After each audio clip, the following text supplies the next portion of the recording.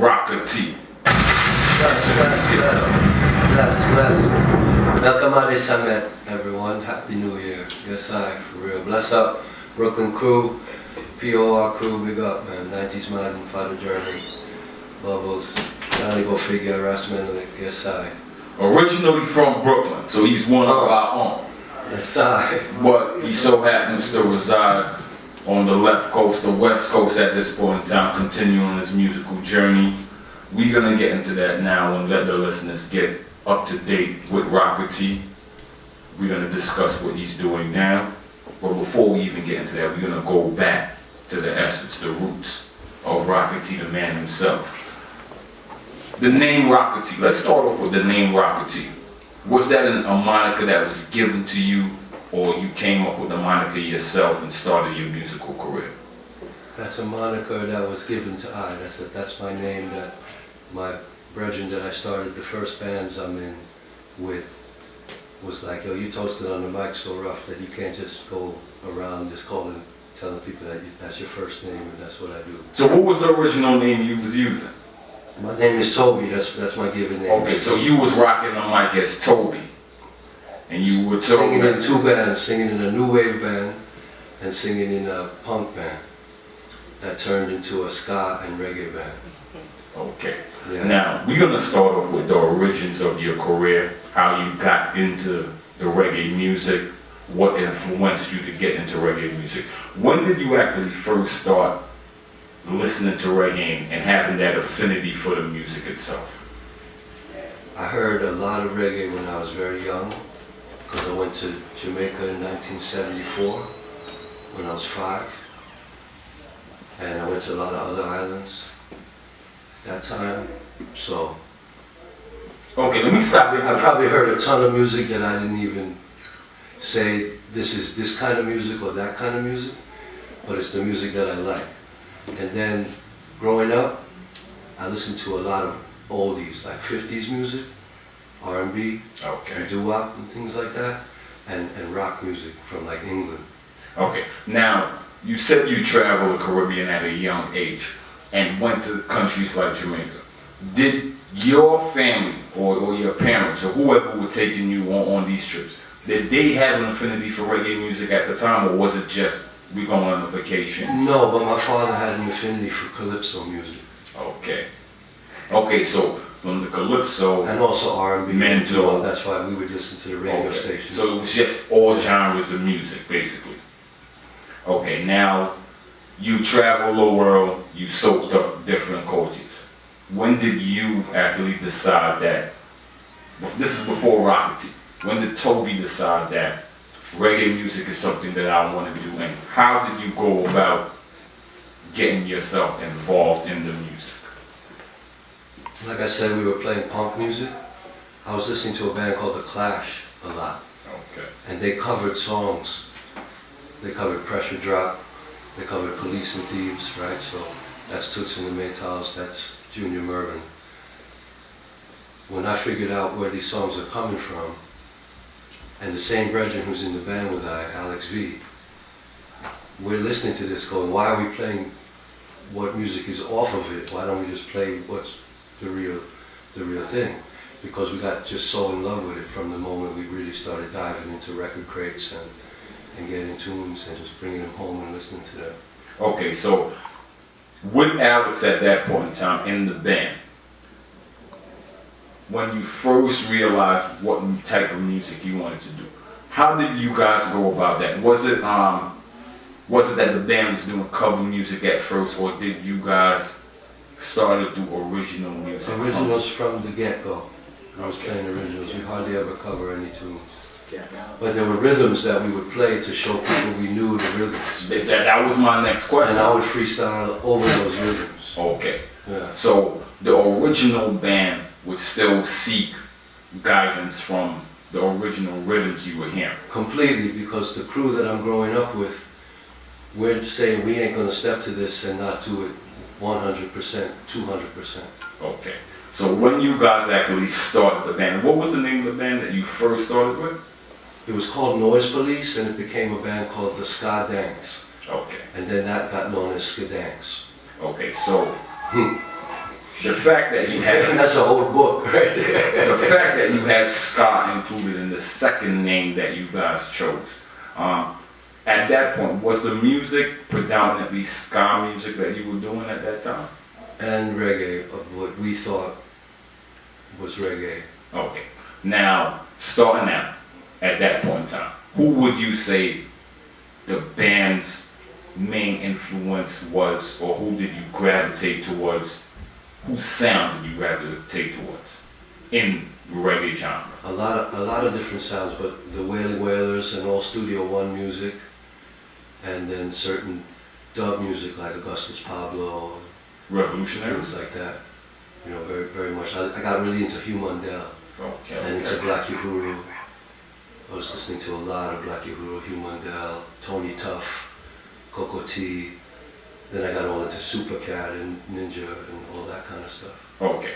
So now, this is the origins of Rocket T. The boom shots, you know. Toby at that time. Critical lyrics. I was always studying the lyrics and the rhythms, not just the rhythms. You know. Okay. We're gonna dive into to that lyrics conversation later on in this interview. But for now, the band at that point in time was Ska Dance, you said? Thanks. Dance. Ska Dance. Okay. You're doing the covers and stuff like that. When did you guys actually start doing original music, putting the pen to paper, original rhythms, going to the Actually, studio? from we started, we was doing both. Okay. We was doing both. And Skadanks became a band that incorporated lots of different types of music. And this was in New York at the time? Yeah, this is especially around the club called Wetlands. Yeah, that's what I was about to ask you. Paint the picture for me and for the listeners in that time, that time frame. This was still the 70s or early 80s? This is the late 80s. Late 80s. Going into the early 90s. Okay. Paint the picture of the New York reggae scene in the late 80s from Rocket T's eyes and the inroads that you made as an artist. In the 80s, outside of Caribbean parties and West Indian parties, there was no actual reggae scene. There was a punk scene, a new wave scene, and a hip-hop like club scene where DJs were playing everything. So you'd hear Yellow Man, and then you'd hear a punk rock song, and then you'd hear some new wave dance song, and then they would go back. So it was very mixed up in the clubs, but there wasn't like a reggae scene. And it came off of really a ska scene. So in Brooklyn and in the Bronx, you could go to dance. You know, uptown there was dances in Harlem, but that's like strictly for people who knew about what was going on in those neighborhoods. Okay, and So I'm one of the people in my crew who I'd be out in Flatbush because I'm born there, so I would be out with my crew out there and going to dances at Biltmore, at Tilden, Empire, all them places. The skating rink. I actually seen David Rodigan at the skating rink. I'm sure my age right. Heavy days too. Those were some heavy duty days. Yeah. Oh, okay. At that point in time, the New York scene. But in downtown, there wasn't like a reggae scene. It came out of a bunch of ska bands. Okay. And then that evolved into, myself included and other people I know, playing sound system in downtown Manhattan. And that evolved eventually into reggae party. We did the first Monday night, regular reggae night in downtown Manhattan, besides this one club called Reggae Lounge, that all the people who live in that neighborhood didn't really know about. People was coming from outside of that area to go to that club. And that's the connect that I'm trying to get for the fans right now.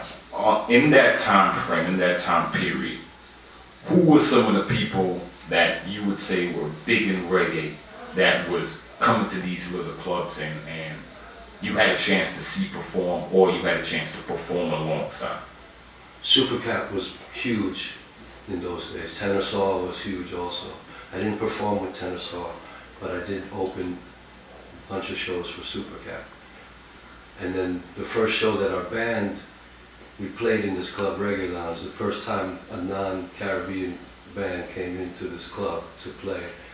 We did a show backing Trevor Sparks, Trevor Sparks was gigantic, and Yes. a lot of people don't even Rap, know rap, about rap. Trevor. They don't even rate Trevor Sparks. One of my favorite singers. Large, Yes, man. Large. Okay, so at that point in time, Wings of love. Yeah, we're gonna give you a chance to do that. We're gonna give you a chance to do that. Man, come on.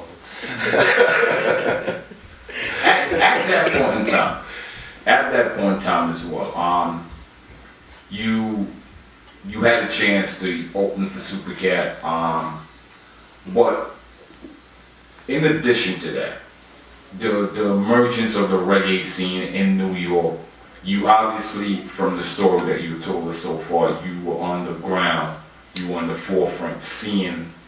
I don't know how actively you were in all of the events, but you were actually seeing it. As a band coming in that, like you say, a non-Caribbean band, what was the feedback you guys got in that time? We caught a bunch of flack, but that wasn't the majority of the energy we ever got. Anywhere we would go, people would just be like, this is crazy, but it's dope.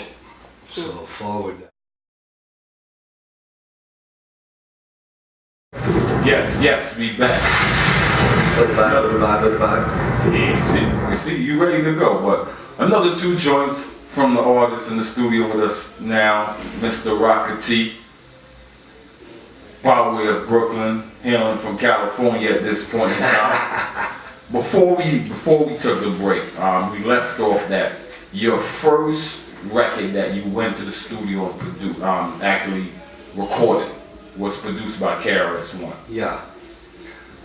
Yes. Also, before we went to the break, you also was letting us know that you were one of the artists in the original reggae movement building in New York scene. So it makes sense that you linked with KRS-One because as a hip hop artist, he had a reggae influence. Yes, he represented for that, for sure.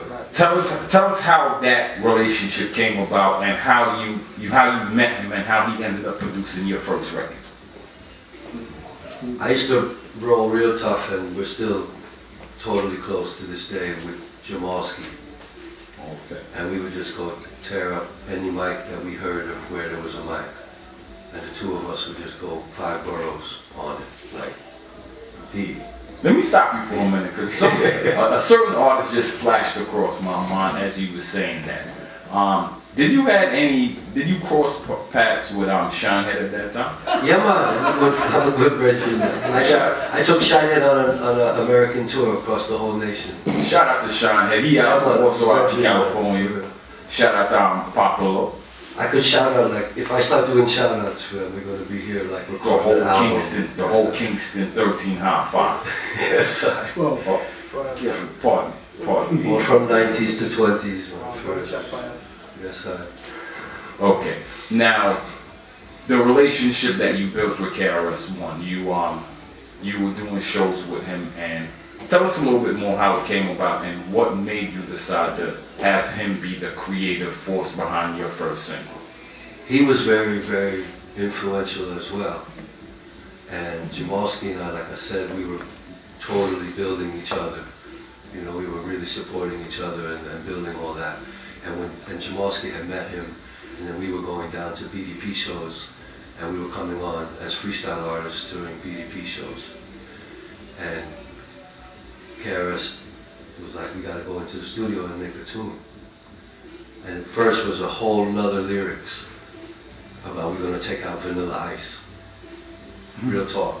Okay, exclusive. And then he just called me up one day and said, man, forget all that. We ain't going after nothing, we ain't going murder or sound, nothing like that. I want you to sing a whole nother lyrics about Africa on that. I studied many things, and like I said, I travel, and my perspective on our human family is deep for us. So I've always been expressing that I really truly believe in brotherhood and sisterly love on this planet. That's huge. Let me stop you for a minute. That's actually huge because KRS-One is one of those artists who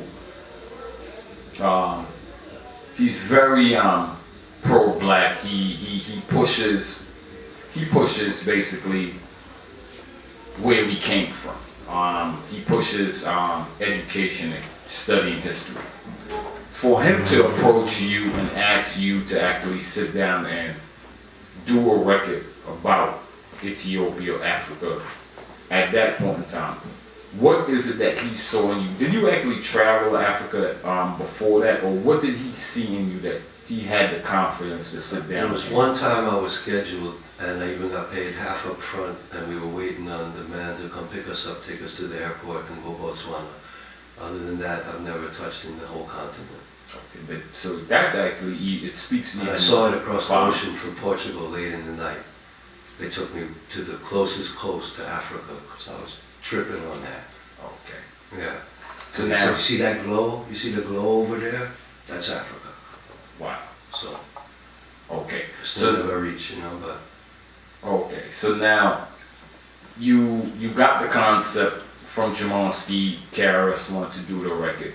You did the record, and what was the initial feedback from that first single that you recorded? we were signed to to Electra, Edutainer, and we were signed to Electra. And they thought we were going to make an album that was going to be really pop, kind of, I'm going to come across in this way and we just totally terrified them. Okay. Terrified them in the sense that you. But that tune reached so far. I've had brethren from South Africa come to me and said that tune is the reason why I don't hate people. What was the name of the song You again? know, it's called Whole World African. Whole World. And they actually promoted it. It was in all the bus stops. There was posters up and down Manhattan in the bus stops, and it was all up in the window of Tower Records. Okay, we like to promote catalogs here at thepowerreggae.com. So one question I would ask you, in your catalog of music, can the listeners and the fans go back online now and find reissues of it online, even if it's in a digital form or they may have to track down vinyl? But is it actually online? It's on YouTube, and they might have to track down vinyl. Okay. Okay. I mean, vinyl makes it a little bit more exclusive. Shout out to all the vinylists. Shout out to everybody that was here at the Den reunion 2 weeks ago. It was a success. Okay, so now you recorded the first single. You mentioned that you were signed to Warner/Elektra at that point in time. Did the deal with the record label come about first, or did they hear the single and then approach you guys? We made the single at the same time that the deal was happening. So how did the deal come about? Was it working with KRS-One at that point in time, or was it A&R's coming down, seeing you guys perform in Manhattan and pursuing you to sign it? Skadank signed to Edutainer, KRS's company. Edutainer was signed to Elektra. Okay. So KRS-One basically guided you guys on that first initial record deal that you have. Yeah, he put us into the big studios, and we were mixing with D-Square was our engineer. Sidney Mills was our engineer. Okay. It's like deep. Huge. You know? Yeah. Working Shout out with to both artists. of them, because that's my fans for life, because, man, the amount of hours I spent with them learning things. And this is at the height of KRS-One's career at that point in time, the peak of his career. Yeah, BDP was large worldwide, you know, and shout outs to that, because they put us on the map, you know. Okay. And big up Scott LaRock, you know, even though he wasn't still there, he was instrumental You can't say BDP without saying reaching out Scott to LaRock. that, in that direction, yeah. Okay. So you guys went into the studio, you had a label deal, which at that point in time, doing reggae music in that era, that's a huge accomplishment in itself. Okay. Early in So what was the first experience like, you guys putting out an album on a major label? Did they support you with a tour? Did they? No, like I said, they kind of got terrified. And there was another artist that was signed at the time named Snow on another label. And they had a meeting about, are we going to have this? To them, it's about, we got these two white artists situation. I'm sitting there going, I'm just a worldwide MC. So they almost didn't even put the album out Okay. But I pretty much just went into the A&R, head of A&R office, no lie, no disrespect to no one up there. You know, I wasn't really supposed to do that. And I was like, hey, we need this much money to finish this, and please at least just put it out and press it, which they did. Okay. What was your take at that point in time of Snow? Because you mentioned Snow, and Snow was an artist that I would say got that label push, because I grew up seeing Snow on my television, recognizing who he was. What was your assessment at that point in time, Rocketeer versus Snow the artist? I never look at things like I'm versus anyone, but a lot of people have Nice. put it like either someone else is saying it's them versus me or something like that, but I don't really check for it that way. What about Dominic? At that point in time, were you aware of Dominic? I knew Dominic. No, I knew Dominic. Okay. And I took Dominic out on the town a couple times in New York. The Dominic's kind of Okay. a Rudy, so we just, you know. Hey, it Nothing left to is it, what right? it is. Yeah. Shout out to Dominic, shout out to Yeah. Snow. We do it here for the love of the music, so shout out to the artists, Yeah. shout out to everybody pushing the radio. And I used to rock a bunch of Dominic's records in our sets on, you know, in the early days. Okay, Yeah. now, And he chats Cockney style, you know, he chats what we call Cockney style. real British. British right? style, Yeah. yeah. Yeah. I'm originally from Hammersmith, so I understand that lingo. Okay, now we're gonna push forward and we're gonna move into you moving on from the BDP sound to the sound system sound, more involved in the actual Yeah. dancehall reggae music. It was at that same time too. It was when I first was chilling with KRS. I was working with a couple of different sound systems that we were throwing free parties in a park, Tompkins Square Park, and also in Brooklyn, just block parties and stuff. Okay, so you were in Brooklyn, and I'm not forgetting that you mentioned Supercat, Trevor Sparks, Tennyson earlier. So with that being said, and the early sound systems in Brooklyn, as far as I could remember, maybe you might go a little bit further back, but I would remember Fergal Digital, Terrorist, Mini Mart, King Eddie's. Yeah. Who were some of the sounds at that point in time that you were working with and that you saw on the scene actually pushing the reggae music? I mean, I would see Jaro and Addie's all the time. I would go to their dances all the time. And then Eruption was the sound that I was working with. Eruption. And we played enough dances with Mini Mart. When Metro Media would come to Brooklyn, we played with them a lot. There was a crew called Supreme Team that we used to work with quite a bit. He's good, you know, he was like hipping me to a whole list that I'm like, oh yeah. It's a lot that I can't remember right now from that era as well. But and Sting International. Yes. You know, okay, so now you're segueing into the sound system culture. You're moving away from performing with. I'm not gonna say moving away, but you moved into performing on a sound system versus working with a band on the stage. What was that like in that era, in that time frame, and who were some of the artists that you were competing against on the mic? Because the sound it system was hardcore.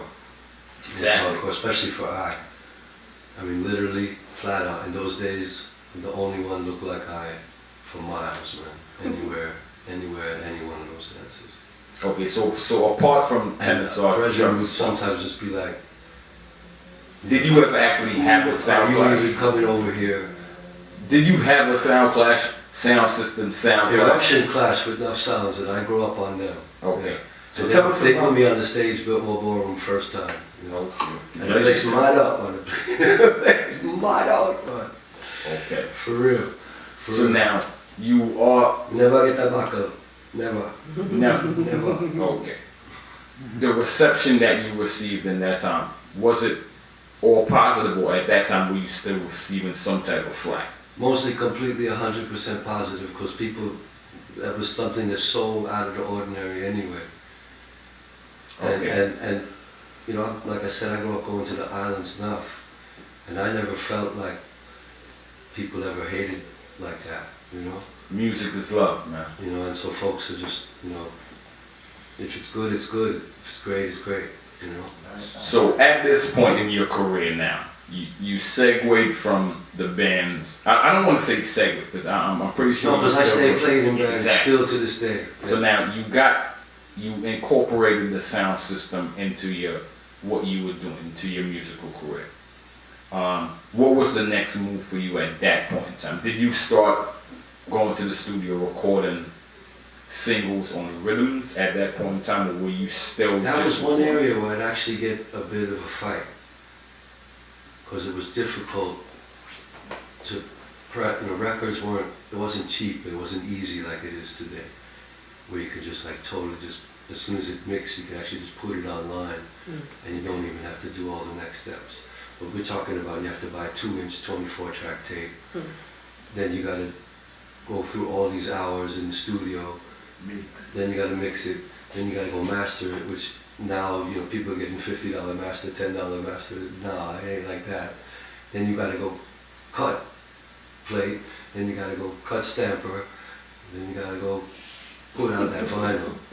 So, you know, until I gained any kind of notoriety, it was very difficult to get the producers to, you know, to voice me. But big up to Johnny Wonder, because he's the first one to bring me in the studio and let me get a demo so that I could get around that there was vibes going on and that I was good in the studio. And you're talking about Johnny Wonder from Two First? For a long time. Okay. Bounty dealer. Yeah, Hapalos. He has the company Hapalos right now. Okay, shout out to Johnny Wonder, because he's really deep, you know what I'm saying? I know him going downtown Manhattan. And to Don Juan, and to Ruddy, you know, because Okay, so you've been they would around. let me come in and bring my dub plates, and they wouldn't be like, what are you coming in here with dub plates, and not overcharge me, nothing like that, totally hook me up. Even Don Juan even teach me how to dial the dials and actually use the tube gear to master, you know, so. Okay, so at this point in time, you're facing a little bit of a fight, but you're still doing the music and you're still getting accepted by people with notoriety, like the names you just mentioned. Where did you decide your career needed to move to at that point in time? And what was that move you made to further your career? For most of my life, I never look at it like my career. It's my music. And I just making music. And Skidanks, we were moving in different directions. So I started recording albums just as Rocker T. Around 96, 97, I started to.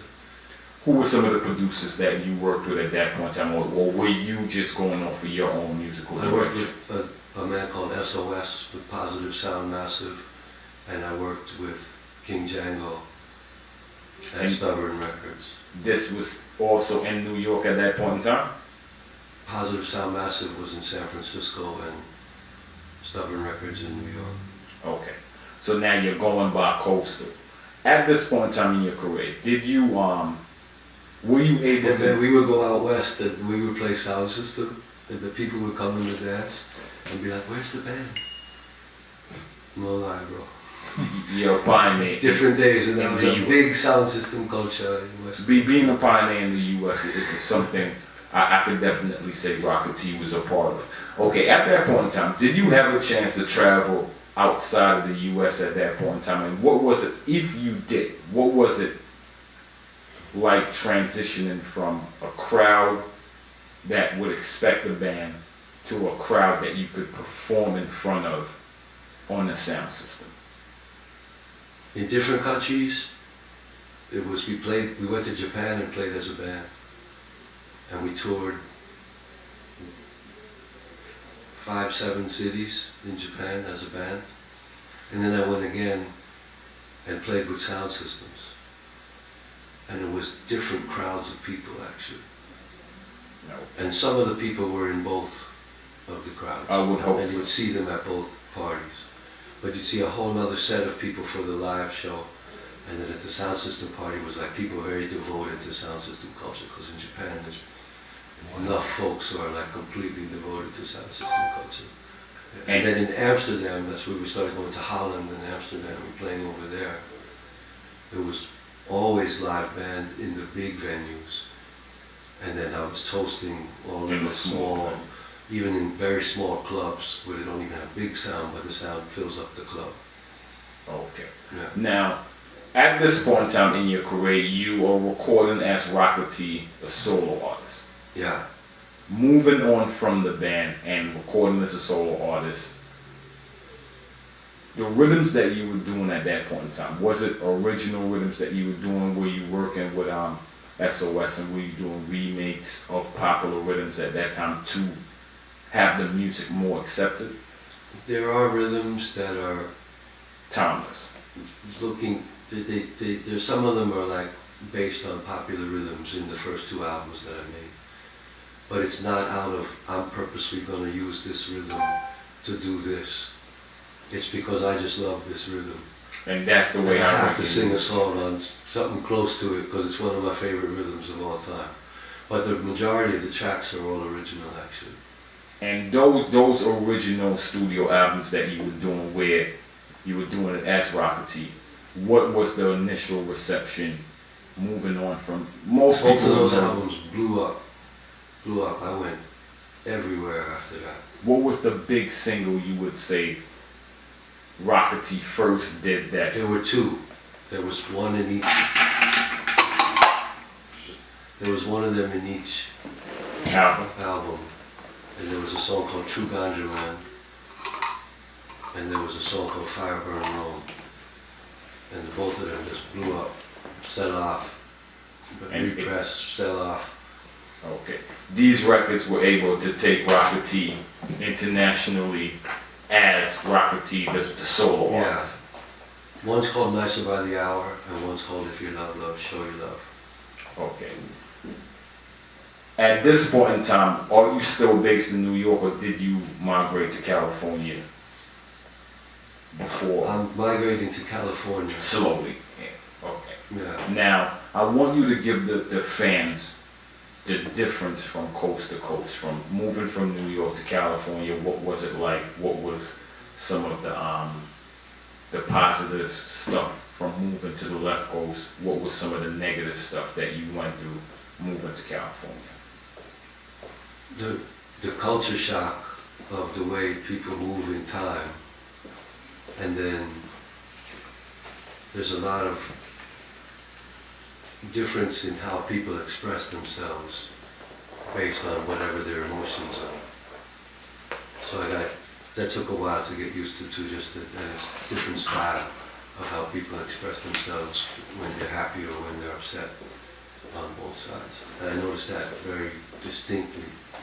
And then, like I said, there wasn't much sound system anywhere. You maybe have a DJ or they're playing mixtapes, cassette tapes that a DJ made while the bands aren't playing, but the whole night is about bands.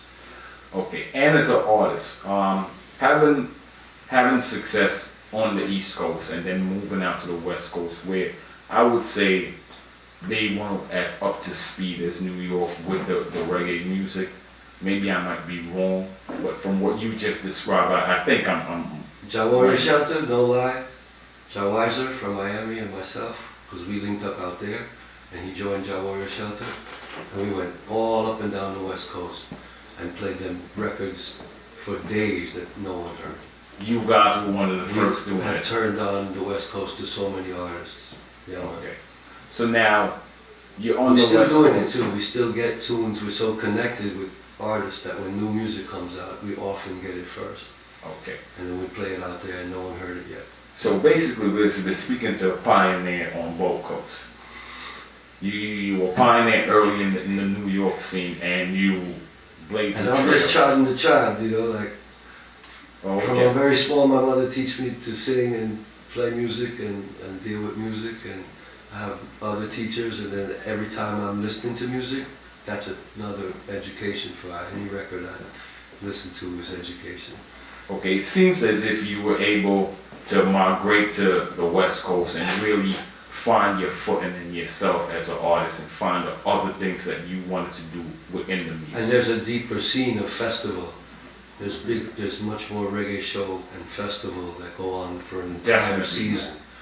So that was, you know, Okay, so that's a first for a lot of, even when they come from Yard or even when they come from the East Coast, no one is like you can't believe how good it is like that. So when you get into that every summer, you know, it's a, okay, so as an artist coming from the East Coast with that experience, you worked with huge names on the East Coast, you went out to the West Coast, you started blazing the trail. Your career musically, releasing music, was it much more difficult for you releasing music in California, distributing music in California versus doing it in New York? Did you have to work hard to reach the audience at that point? I think it is easier to communicate with the whole world from this scene and this engine that we've all put together, this community that we all have together here.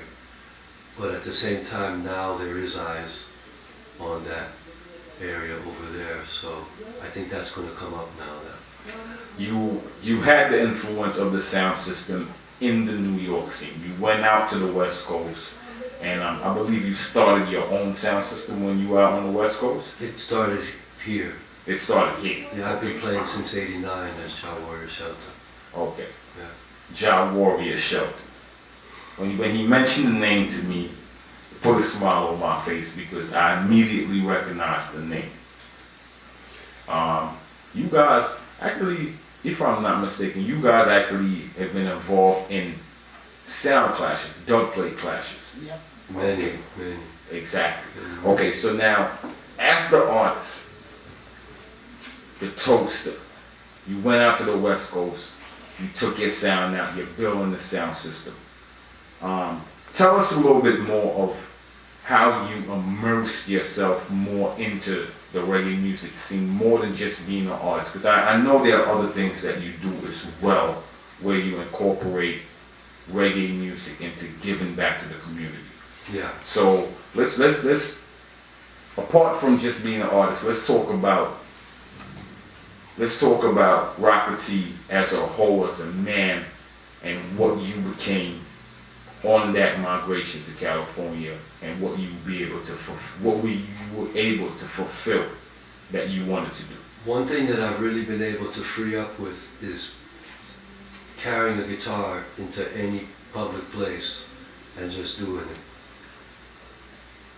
And we did that on our block, or we did that in our neighborhood, or we did that in our park in New York.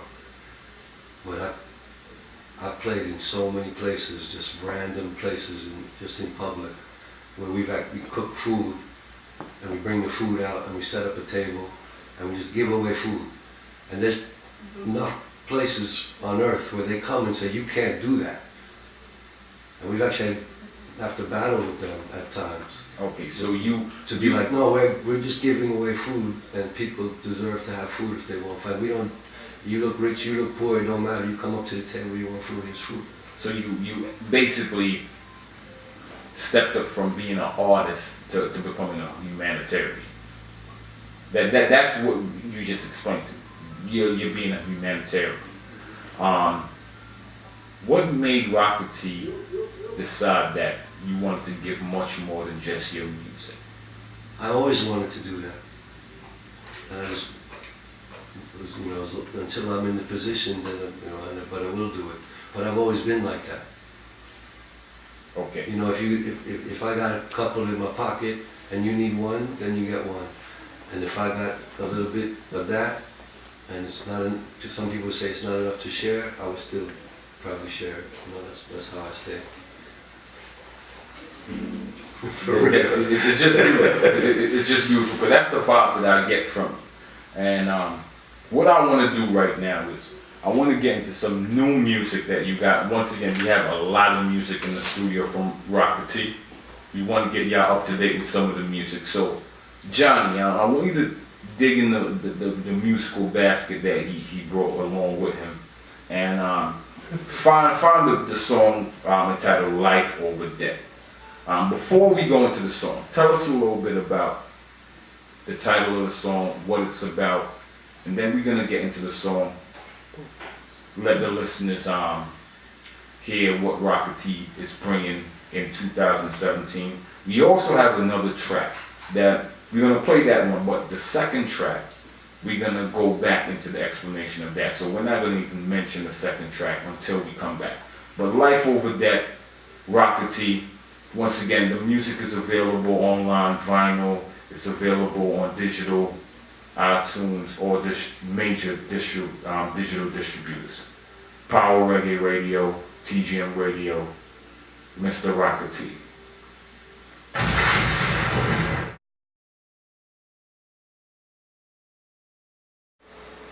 Disgrace, featuring Michael Rose and Mr. Williams out of the UK. Yes, sir. How did that record come about? I know Michael for a while.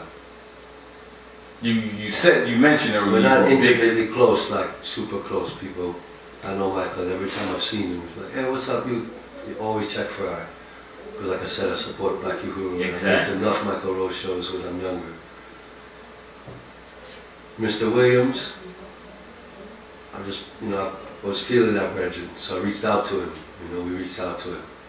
That's a wicked combination. The way this all was very mystical too, this tune, how it worked out. Because I had a rhythm that we didn't put nothing on yet. That rhythm right there, we hadn't put nothing on it yet. Michael Rose was in California. My brethren called me and say, Michael Rose is at my studio right now. What do you want to do? And I was like, I ain't even passing that up. So he just go, you remember, of course, Rocket, blah, blah, blah, blah, boom. So he just go from touring the West Coast and doing all these dub plates, and instead of voicing the tune there, he's like, yo, my voice is shot. I'm gonna go home, I'm gonna sleep for 3 days, then I'm gonna voice you tune.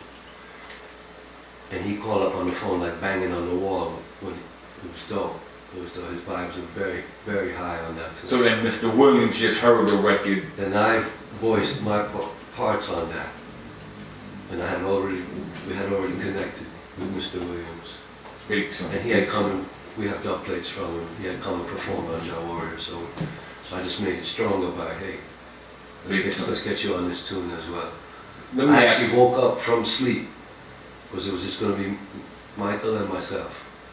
And I woke up from sleep, like, wait a minute, need Mr. Williams I'm going to on. put Mr. Williams on this. Okay, shout out to Mr. Williams in the UK. Let me ask you one question before we move on. Do you have a dub version to that record? Do I have the version itself?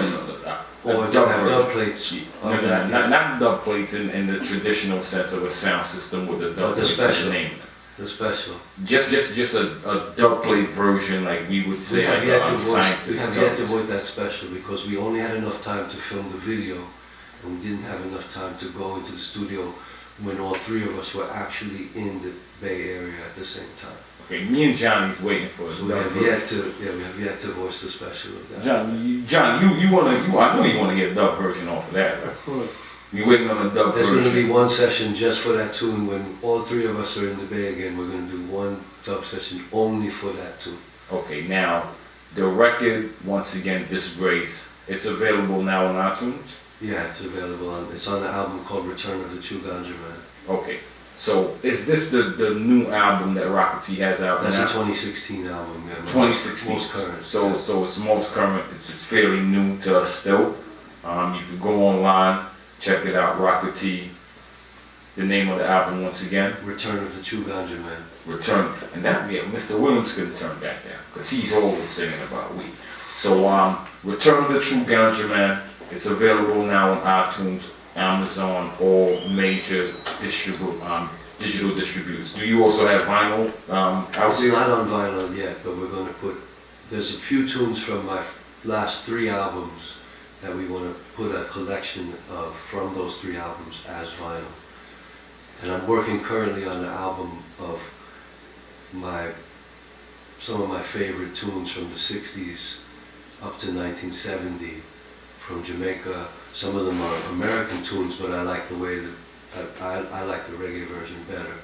So I've been working on an album and I've never done a whole album of covers. Okay. So I'm doing an album Something of to look cover forward tunes, and there's still going to be one original tune on it. Do you have a tentative release date for that project this year? That's about to go into mix. Okay. So I'll be releasing that in the next year, Okay. early in the next year. So 2018, more music to look out for, more music.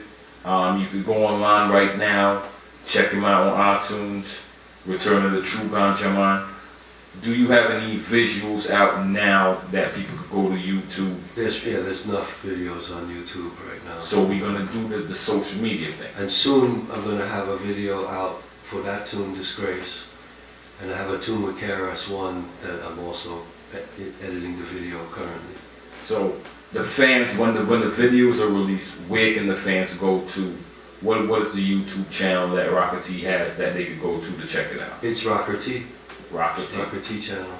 Yeah. SoundCloud. Apart from your music, do you have Ja Warrior or Josh Shelter's audio on SoundCloud as well? Ja Warrior Shelter is on SoundCloud. Rocker T is on SoundCloud. Two separate pages. And then King Ivier and Ja Weiser from Ja Warrior Shelter have a production, and that's called Royal Order. And that's on SoundCloud also. King Ivier.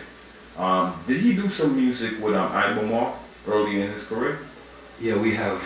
It's a pretty nice catalog building up. Exactly. Check them out. Mad props to my little bro, man. Yes, respect. Yes, sir. I know that project intimately. So check them out on SoundCloud. Rocker T on SoundCloud. Ja Warrior Shelter on SoundCloud. King Ivier on SoundCloud. Royal Order and Royal Order. Royal Order, big label. Yeah. Putting out some good music right now Yes, as well. That one that we played earlier, Militant and Real, that's on Royal Order. Okay, so we have a lot of stuff to check out. Facebook, Instagram, they can check you out at Rocker T. Yeah, on Facebook, Rocker-T, on Instagram, Rocker TEE. Okay, before we tune out. And I have a Bandcamp, I also have a Bandcamp, Rocker-T, so. Yes, You yes, can you support get the first artist. And all artists out there, you should have a Bandcamp. You're the first artist that This is came to us. Directly, you have to set up an account if you don't want to deal with that. You might have to think about that.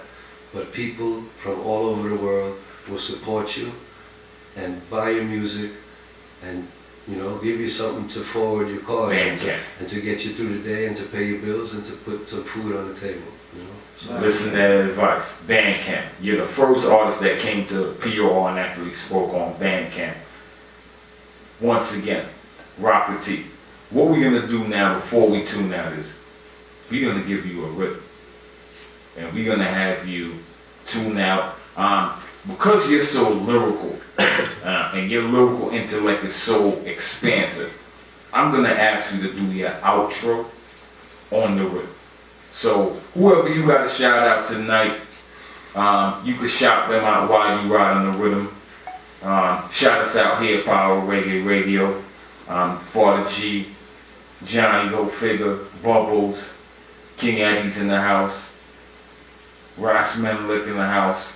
So we're gonna tune out with something live from Rocker T, and then we still got more music. Johnny got a record that he's itching to play. So once we cut back to the music, we have more music for you. Power Reggae, see you next Monday. You're not gonna hear my voice again. We got too much music in the studio, so I'm gonna tune out. Good night. Shout out to all the listeners. TGM Radio, PowerReggae.com. Bless.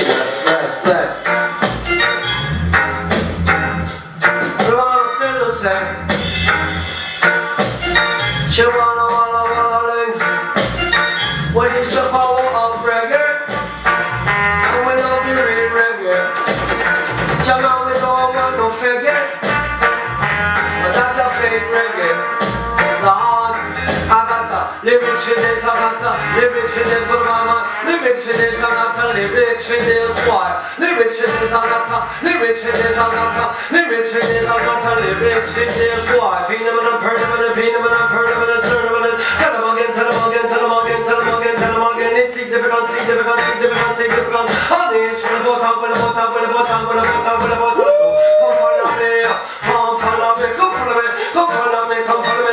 Come follow me.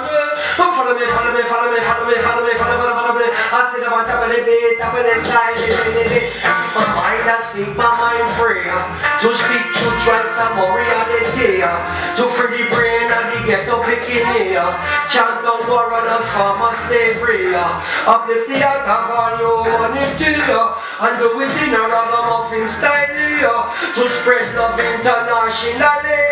That's what to be a MC means to me. I got lyrics for this, I got lyrics for this, what about my lyrics for this, I got lyrics for this, boy. Lyrics for this, I got lyrics for this, I got lyrics for this, I got. You know, call me some modern. A respect to 90s modern. Addis, high power. Give them a dub shower. Big up to Father German. Now when they go on the land, I miss a respect to bubbles. Come on, see no seek, no trouble. And you want and you go figure. We have to put a finger right in here. And we go lick shot right in here. See me Ross, Benedict the Costa. But this is Rockety me they about ya. And anytime we come, it's bigger culture. And when me come, me burn the sense in me ya. And anytime me have to lick it Babylon, them I go catch man fire. Lyrics for this I got lyrics for this boy. Lyrics for this I got lyrics for this boy. Lyrics for this I got lyrics for this I got lyrics for this I got. Rastafari rise up, rise up, rise up in this time. Open your heart, your soul and your mind. Rastafari stand up, stand up, stand up in this time. Clean up your hands, your heart and your mind. Heart and your mind. Now this your time. Now this your time. Yes, I pick up the power of reggae proof for real. It's an identity upon the rhythm, said respect, respect. Yes, Give thanks to everyone listening out there, for real. Everyone to tune in and check in and support reggae music in our community of unity and love. Yes, I. Respect is respect in every aspect. It's one love to the world.